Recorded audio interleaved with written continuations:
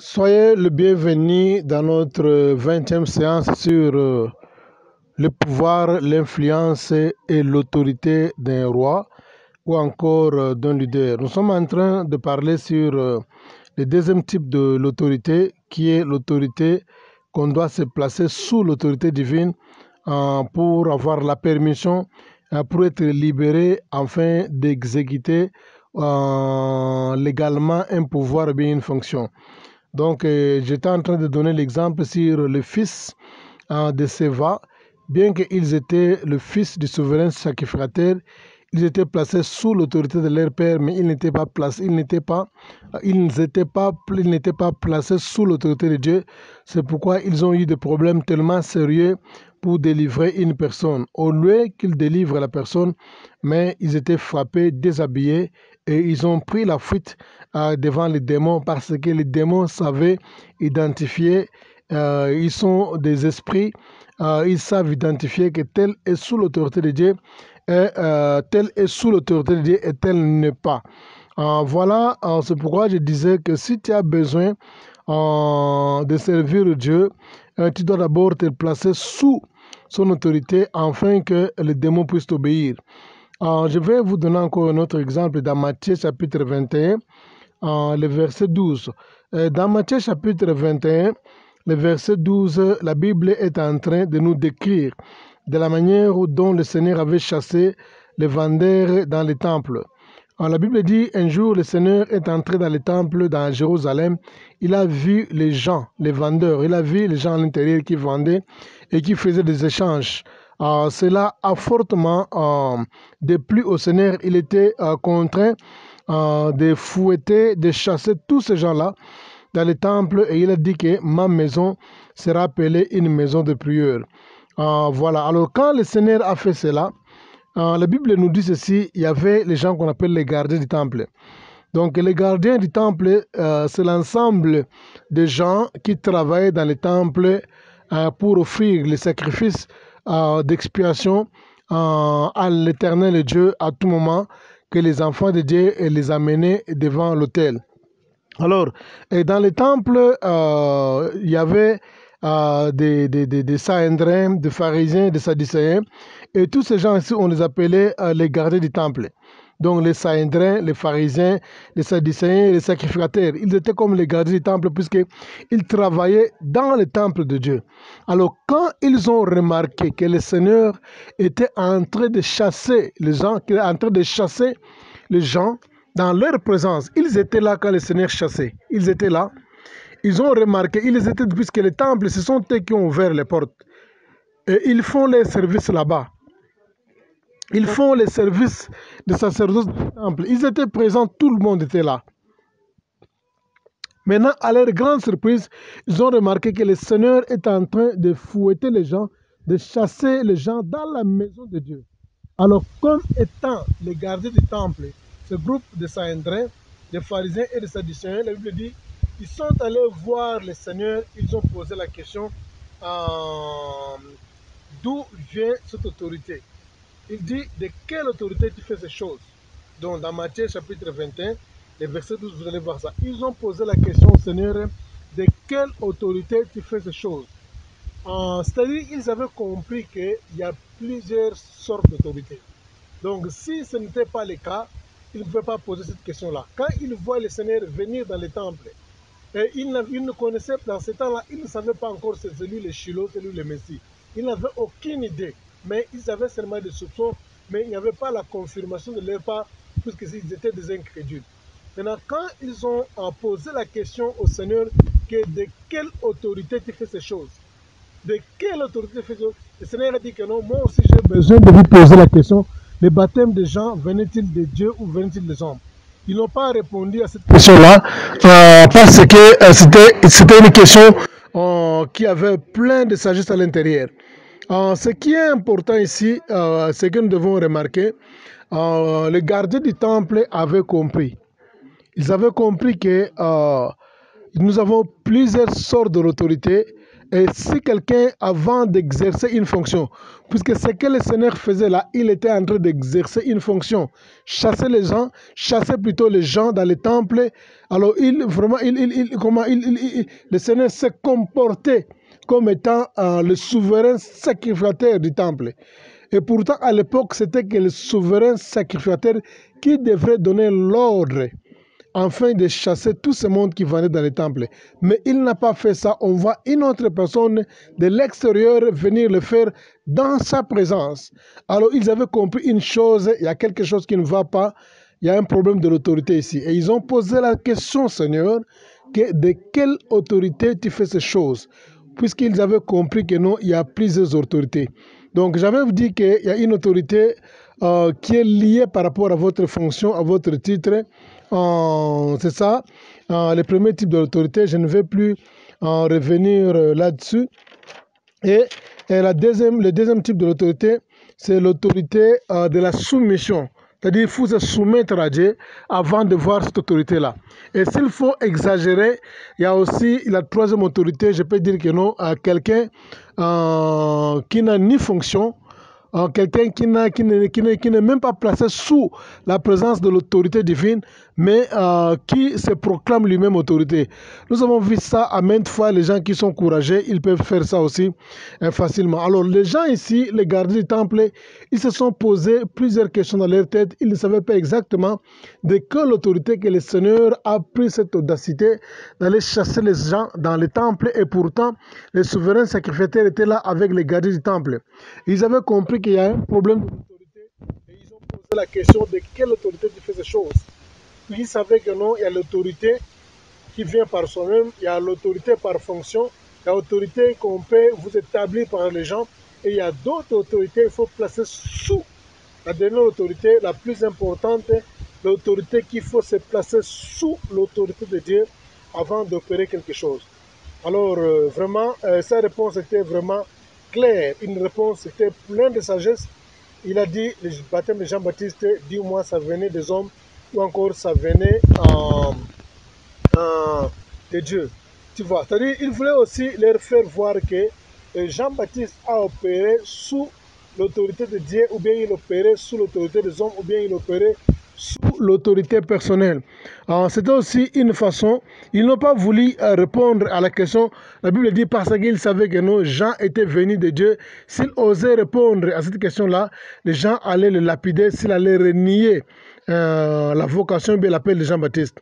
Alors le Seigneur voulait répondre une question par une question pour leur faire voir que Jean-Baptiste, quand il est venu, il était placé aussi sous l'autorité de Dieu avant de faire quoi que ce soit. Alors comme Jean était placé sous l'autorité de Dieu, de même que lui aussi, il était placé sous l'autorité de son Père avant de faire quoi? Avant d'exécuter ou bien avant de réaliser sa mission. Alors, c'est pourquoi il y a plusieurs personnes qui confondent les passages qui disent toute autorité qui vient de Dieu. Tu vois, ça, c'est vraiment un grand débat. Un grand débat.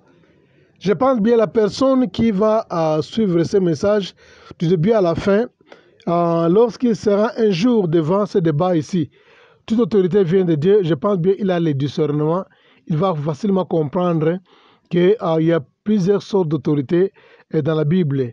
Donc, vous devez être vraiment tellement sage, que le Seigneur soit béni puisqu'il nous a révélé ça, afin que nous soyons à mesure de répondre à cette question quand la Bible dit toute autorité vient de Dieu. Voilà, les enseignements que toi-même tu ne vis pas ne seront jamais capables de transformer les autres personnes, même si ce que tu fais, n'est pas connu par les gens. Mais aussi longtemps tu n'es pas placé sous l'autorité de Dieu, tu ne seras pas capable de convaincre les gens. Je reprends cela. Donc, tu peux enseigner, tu peux prêcher la parole de Dieu, tu peux enseigner, mais si tu n'es pas placé sous l'autorité de Dieu, tes messages ne vont jamais transformer les gens. Tes messages ne vont jamais convertir les gens. Ton message, tes prédications, tes enseignements ne vont jamais convertir les gens puisque toi-même, tu ne vis pas ces messages-là. Tu n'es pas placé sous l'autorité de Dieu. Quelqu'un qui est placé sous l'autorité de Dieu, sa parole est remplie par la puissance du Saint-Esprit qui a la capacité de convaincre, de juger et de transformer aussi, de changer. Alors, si tu n'es pas placé sous l'autorité de Dieu, c'est-à-dire détrompe-toi, tes messages, tes prédications, quel que soit le niveau de prière, c'est-à-dire ça ne changera pas les gens. Donc, tu ne vas pas transformer les gens si tu n'es pas placé sous l'autorité de Dieu. Alors, tes messages ne sont pas influents. Quand tu prêches, quand tu enseignes, quand tu es en train d'exécuter ta fonction, cela n'aura pas vraiment d'impact. Je vais donner un exemple. Si par exemple tu es un grand fumeur et tu prétends être serviteur enfant de Dieu, un jour tu es devant la chaire ou bien tu es en train de prêcher à la rue, bien tu prêches individuellement, tu es en train de dire aux gens d'arrêter à fumer. Même si ces gens-là ne savent pas que toi tu es un fumeur, mais je vous assure que non, ce message n'aura pas de puissance, ce message n'aura pas une force de conviction. Ces messages ne vont pas changer les gens. Pourquoi? Puisque toi-même, tu ne vis pas le même évangile. Donc c'est pourquoi je pense à les messages que toi-même, tu n'es pas en mesure de respecter. La parole de Dieu, les commandements, les lois de l'Éternel que toi-même, tu n'es pas en mesure d'obéir, de respecter. Même si les gens ne savent pas ce que tu fais dans les cachets, donc ça ne changera jamais les gens. Quand tu es buveur d'alcool, tu te dis serviteur de Dieu, même si tu montes devant la chair, tu commences à prêcher que les gens doivent arrêter de boire de l'alcool. Ces messages-là ne vont jamais transformer les gens, puisque toi-même tu es un buveur et tu n'es pas placé sous l'autorité de Dieu. Même si ces gens-là ne savent pas que toi tu bois en secret, mais aussi longtemps que c'est quelque chose qui est naturel, c'est quelque chose qui est spirituel. Donc c'est comme ça. Donc tu ne changeras jamais les gens avec les messages que toi-même tu n'es pas à mesure de vivre ou de mesure d'observer, de respecter. Tu ne changeras jamais les gens. Tu peux être impudique, tu montes à la chair, tu prêches la parole de Dieu et tu demandes aux gens d'arrêter l'impudicité, d'arrêter la fornication, d'arrêter le divorce, d'arrêter par exemple comment, je peux dire il y a plusieurs exemples, mais aussi longtemps toi-même tu es dans ces choses-là. Tes messages ne seront jamais capables de transformer les gens, puisque tu n'es pas placé sous l'autorité de Dieu. Si tu as besoin que tes messages soient forts, sois forte plutôt. Si tu as besoin que tes messages soient forts, si tu as besoin que tes enseignements soient forts, si tu as besoin que tes prédications soient fortes pour transformer les gens, tu dois toi-même d'abord vivre ces messages-là, afin que tu te places sous l'autorité de Dieu. Alors ces messages-là seront capables de transformer sur les autres. Mais si tu n'es pas à mesure d'obéir à Dieu, d'observer les préceptes de Dieu, d'obéir à la loi de Dieu, le même message que tu es en train de désobéir, que tu prêches ça aux autres, ça n'aura pas l'efficacité de transformer la vie des autres personnes. Voilà, je voudrais aussi dire un élément qui est important. Donc, aussi longtemps tu ne te soumets pas au Seigneur, ni à son autorité, aucun démon, aucun occultiste, aucun sorcier, aucun ange déchu te sera soumis. Donc, si tu as besoin que les démons puissent te soumettre, si tu as besoin que les occultistes puissent te soumettre, si tu as besoin que les anges déchus puissent te soumettre, si tu as besoin que les sorciers puissent te soumettre lors de la prière, donc la question est tellement simple. Donc tu dois d'abord te placer sous l'autorité de Dieu, c'est-à-dire quoi? Obéir à l'Éternel. L'obéissance vaut mieux que le sacrifice.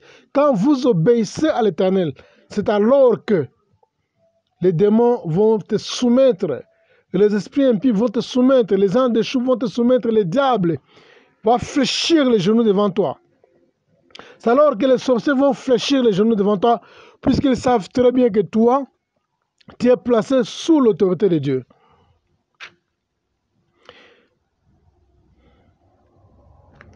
Alors, il y a aussi un élément important que je voudrais ajouter ici.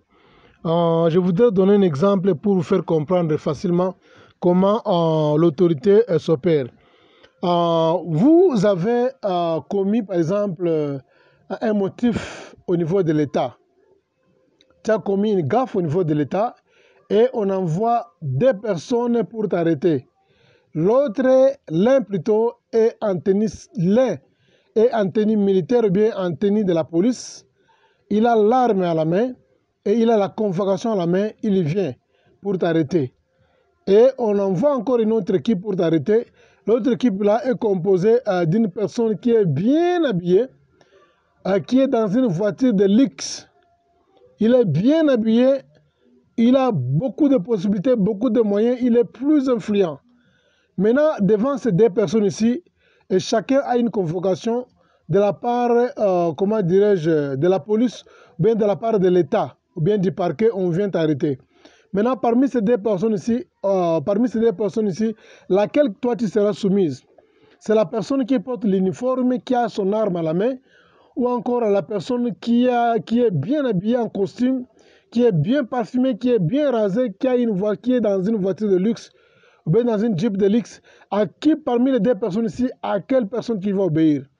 La réponse est tellement simple, tu vas obéir à la personne qui porte l'uniforme, qui est le symbole de l'État, et la même personne qui a aussi l'arme à sa main. Pourquoi tu ne vas pas obéir, tu ne vas pas te faire arrêter par la personne qui est bien habillée, qui est dans une voiture de luxe, malgré ça peut coûter des millions?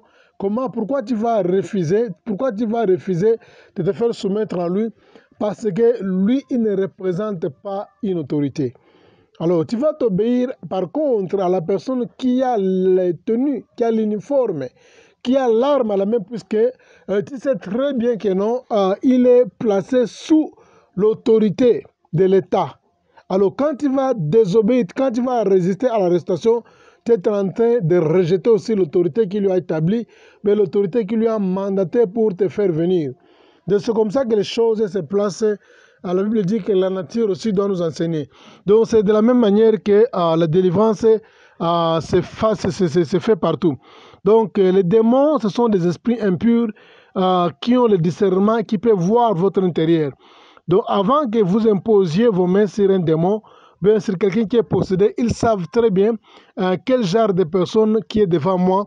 Il est placé sous l'autorité de Dieu ou il n'est pas placé sous l'autorité de Dieu.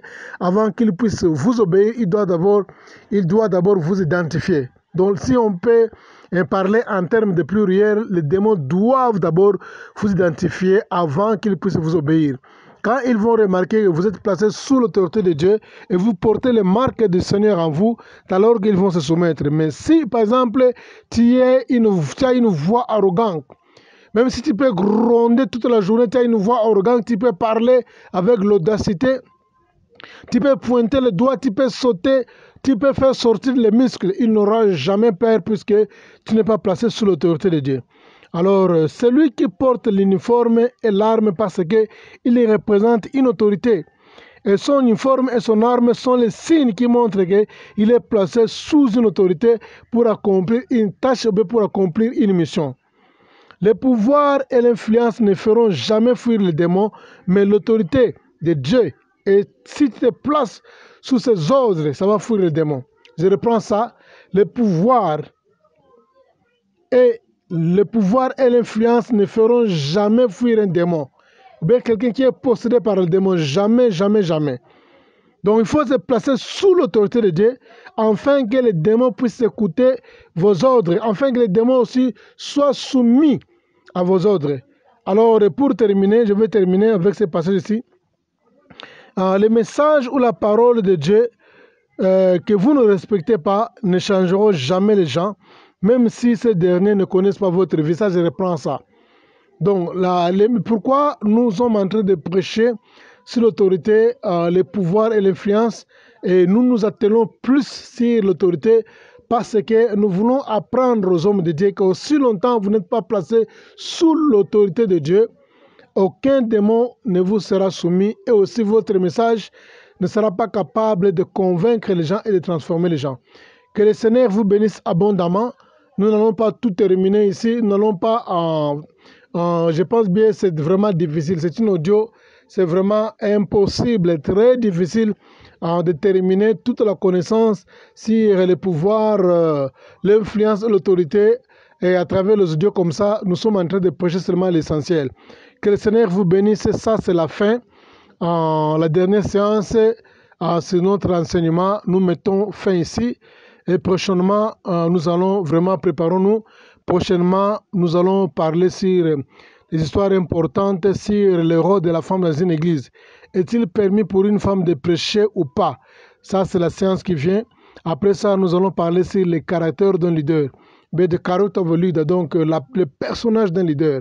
Donc, il y a beaucoup à parler. Soyez connectés, branchés dans l'émission de l'église avec votre frère, les serviteurs de Dieu, le pasteur Salomon Kaninga le seul. Merci. Si vous